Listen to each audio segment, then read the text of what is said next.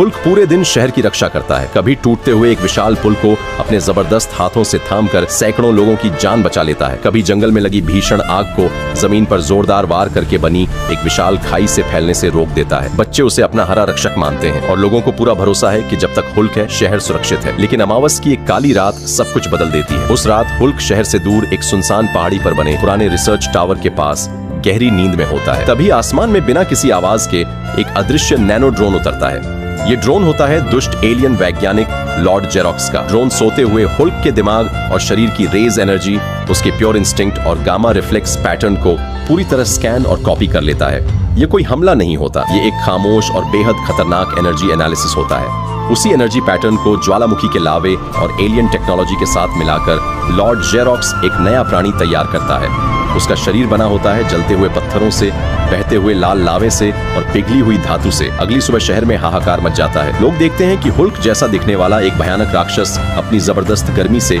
इमारतों को पिघला रहा है। सड़कें आग की नदियों में बदलने लगती हैं। चारों तरफ धुआं ही धुआं होता है।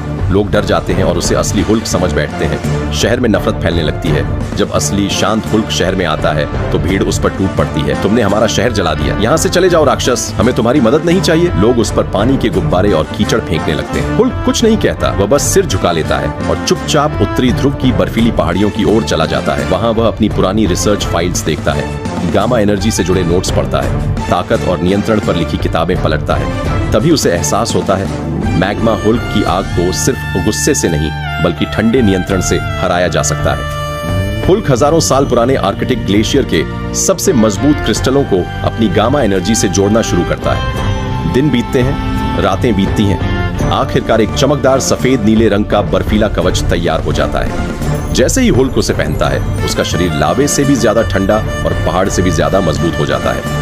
हुल्क फिर से शहर लौटता है। शहर के बीचों बीच आग और बर्फ की भयानक टक्कर होती है। मैग्मा हुल्क आग के गोले फेंकता है।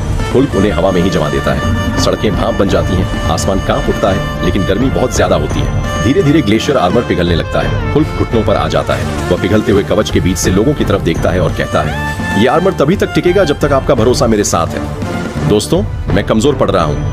आपका एक लाइक और एक सब्सक्राइब मुझे फिर से ताकत दे सकता है।